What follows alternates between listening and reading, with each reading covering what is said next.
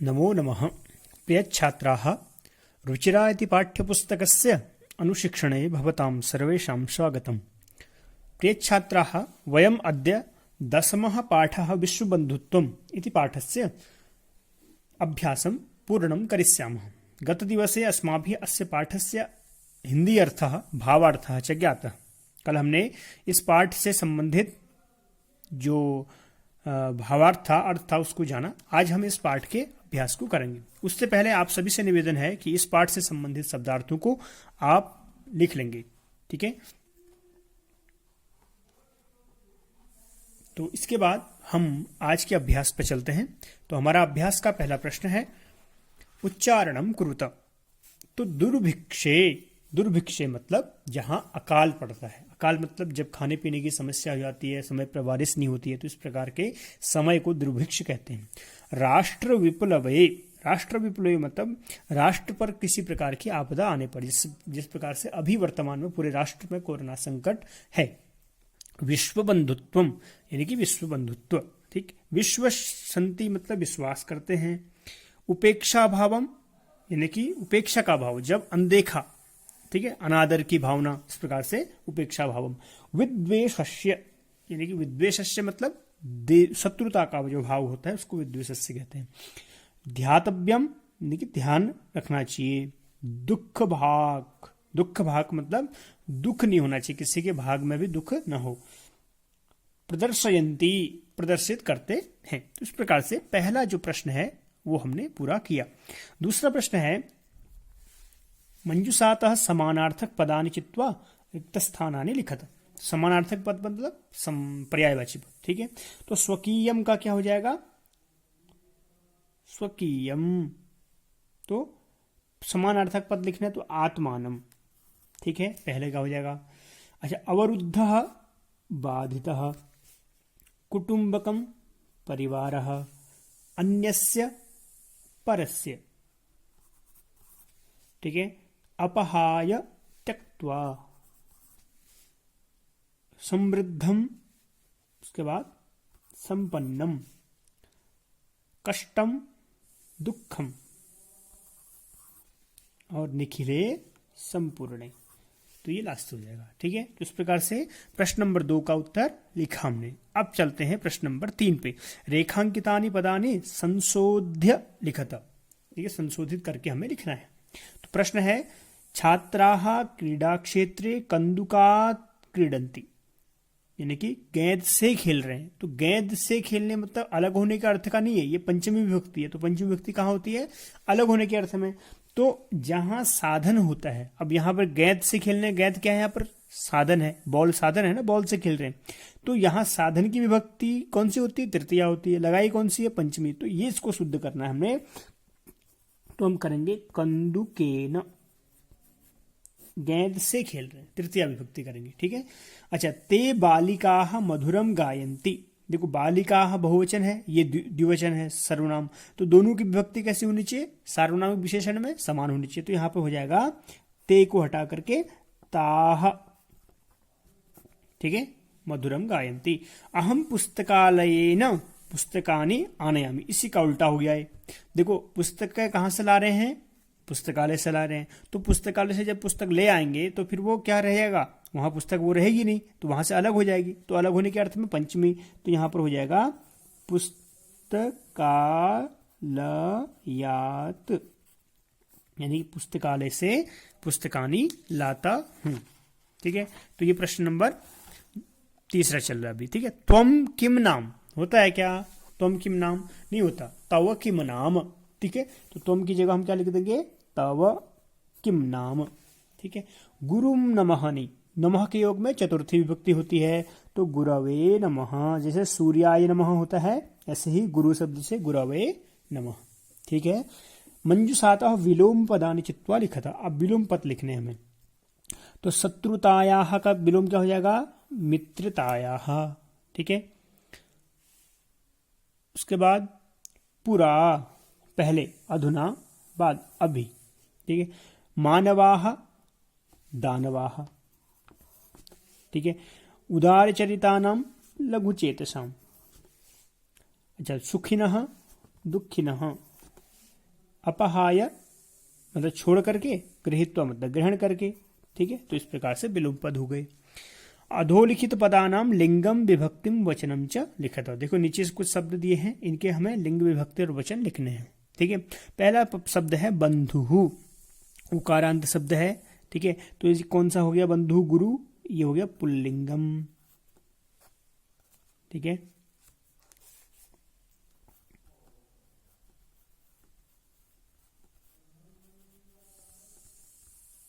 तो पुल्लिंगम। और विभक्ति कौन सी हुई? प्रथमा। देखो उकारांत शब्द है ये, उकारांत शब्दों का बंधुहु उहु बनता है, ठीक है। प्रथमा में एक वचन,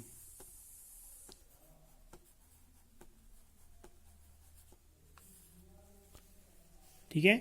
अगला है देशान, ये भी पुल्लिंग शब्द हो गया, प्रथमा नहीं है यहाँ पर, द्वितीय है। आन जहां भी हो अकारांत शब्दों में, वहां पर समझ लेना जैसे बालकान है ऐसे ही देशान, तो ये बहुवचन हो गया,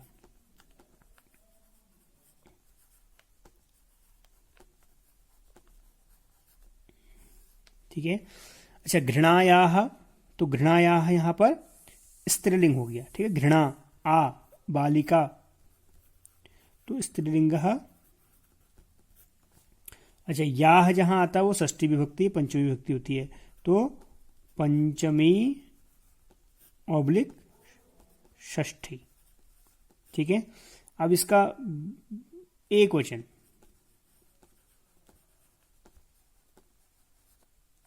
ठीक है, इस प्रकार से। अच्छा कुटुंबकम, ये हो गया नपुंसकलिंग,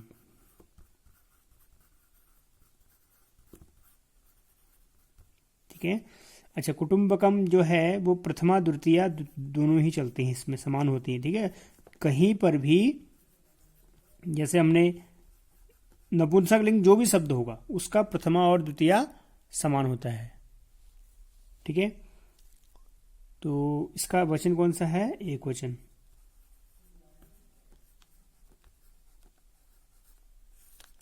ठीक हो गया। आगे चलते हैं। रक्षायाम, रक्षा शब्द है, आकारांत है, स्त्रीलिंग होगा,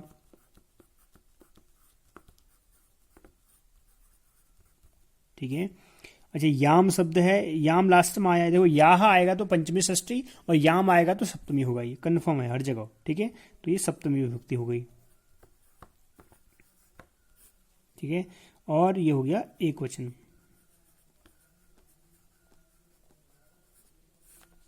ठीक है। ज्ञान विज्ञान यो, ज्ञान विज्ञानम विज्ञान शब्द है, तो ये नपुंसकलिंग शब्द हो गया,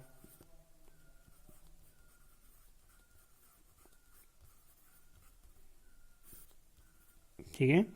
तो यहां कौन सी विभक्ति हो गई? षष्ठी और सप्तमी,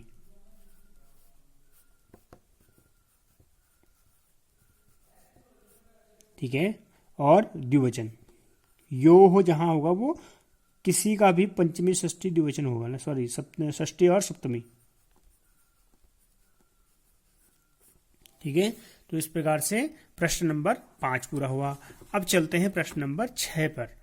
प्रश्न नंबर 6 कहता है कि कोष्टकेषु दत्तेषु शब्देषु समुचितां विभक्तिं योजयित्वा रिक्त स्थानानि पूरयत। तो उचित विभक्ति योजित करनी है, तो क्या है? विद्यालयम उभयतः वृक्षाः सन्ति जैसे है वैसे ही कृष्ण की द्वितीया करेंगे तो क्या होगा? कृष्णम, ठीक है। कृष्णम उभयतः यानी कि दोनों ओर गोपालिकाएं हैं। अच्छा ग्रामम परितः गोचारण भूमि ही, यानी गांव के चारों ओर गांव को चराने योग्य भूमि है कहा, तो इसका हम अगर मंदिर के चारों ओर भक्त हैं कहेंगे तो क्या कहेंगे? मंदिरम, ठीक है। मंदिरम परितः। सूर्याय नमः, ऐसे ही गुरवे नमः, अभी हमने ऊपर किया भी था, ठीक है, गुरवे नमः। अच्छा वृक्षस्य ऊपरी कहा तो अश्वस्य ऊपरी, ठीक है। अश्व के ऊपर सैनिक है, वृक्ष के ऊपर पक्षी है, तो वैसे ही अश्व के ऊपर सैनिक है, ठीक है। तो ये द्वितीया, चतुर्थी और षष्ठी, ठीक है। ऊपरी के योग में षष्ठी विभक्ति, नमः के योग में चतुर्थी विभक्ति, परितः और उभयतः के योग में द्वितीया उपपद विभक्ति होती है, ठीक है। अगला है कोष्ठकात समुचित पदम चित्वा रिक्त स्थानानि पूरयत, यानी कि इन दोनों में से कौन सा सही है। तो नमः के योग में कौन सी चतुर्थी, तो हरये नमः। अच्छा, परितः के योग में द्वितीय, तो ग्रामम परितः कृषि क्षेत्राणि सन्ति। अच्छा, नमः अम्बायै नमः, ठीक है। उपरि तो मंचस्य उपरि, ठीक है। उभयतः पितरम उभयतः पुत्रौ स्तः, यानी कि पिता के दोनों ओर कौन है, बच्चे हैं, पुत्र हैं, ठीक है। तो इस प्रकार से हमने क्रियाम आधृत्य यत्र द्वितीया तृतीयाद्याः विभक्तयः भवन्ति ताः कारक विभक्तयः इत्युच्यन्ते, यानी कि क्रिया को आधार मान करके जहां पर विभक्तियां होती हैं, द्वितीया तृतीया इत्यादि होती हैं, तो वहां पर कारक विभक्तियां होती हैं। यथा रामः ग्रामम गच्छति, तो बालकः यानेन यान्ति, ठीक है। तो यानी कि राम गांव को जाता है और बालक यान से जाते हैं, इस प्रकार से। पदमाश्रित प्रयुक्ता विभक्ति उपपद विभक्ति इत्युच्यते, ये जहां क्रिया को आधार मान करके विभक्ति होती है वो कारक विभक्ति होती है, और जहां पर पद मतलब शब्द को आधार मान करके, वहां क्रिया से मतलब नहीं है, केवल शब्द को आधार मान करके जहां विभक्ति होती है वो उपपद विभक्ति कहती है। जैसे हमने अभी ग्रामम परितः वनम, ठीक है, रामेण सह लक्ष्मणः गच्छति, अत्र परितः इति योगेन ग्रामपदात् द्वितीया तथा च सह इति योगेन रामपदात् प्रयुक्ता तृतीया उपपद विभक्ति अस्ति, ठीक है। तो परितः योग में हमने ग्राम शब्द की द्वितीया करी और सह के योग में हमने राम शब्द की तृतीया करी, ठीक है। रामेण सह लक्ष्मणः गच्छति। तो इस प्रकार से उपपद विभक्ति और कारक विभक्ति, कल हम इसी से संबंधित कारक विभक्ति के बारे में थोड़ा सा जानेंगे, ठीक है। शॉर्ट फॉर्मूले से कल हम कारक विभक्ति को जानने का प्रयास करेंगे। कौन कौन सी कारक विभक्तियां होती हैं, कारक कितने प्रकार से होते हैं और उनका प्रयोग किस प्रकार से सरल तरीके से हम कर सकते हैं, ठीक है। तो आज हमने चैप्टर नंबर 10 पूरा कर लिया, विश्व बंधुत्तम। आशा है आपने 9 चैप्टर कम से कम कर लिए होंगे अपनी कॉपी में, तो इसको पूरा कर लीजिएगा और फिर हम अगले चैप्टर के साथ आपके बीच फिर उपस्थित होंगे। तब तक के लिए नमो नमः, नमस्कार।